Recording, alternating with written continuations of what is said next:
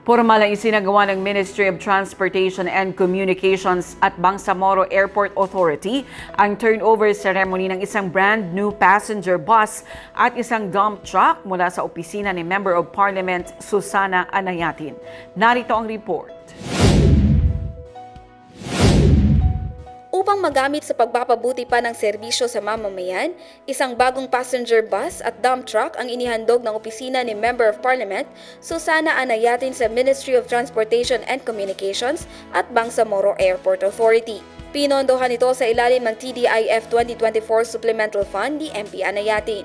Dinaluhan ng aktibidad ni MOTC Minister Termizi Masahud, MOTC Director General Attorney Roslaini Macau Maniri, BAA Director Attorney Ranibay Dilangalen, BAA Area Manager Carmencita Salik, Cotabato Airport Manager Johari Musa, at BAA Engineer at TDIF Focal Engineer Muslimin Tikay. Binigyang diin ni MP Anayatin na ang bagong passenger bus ay pangunahing ilalaan para sa mga arriving OFWs upang matiyak na may ligtas at maayos na transportasyon sila mula Cotabato Airport patungo sa kanilang mga komunidad. Samantala, tiniyak ni BAA Director Dilangalen na magiging kapaki-pakinabang ang mga bagong kagamitan upang mapataas ang operational capacity ng BAA at mapabuti pa ang serbisyo sa mga paliparan sa buong BARM. Jen Garcia, iMinds, Philippines.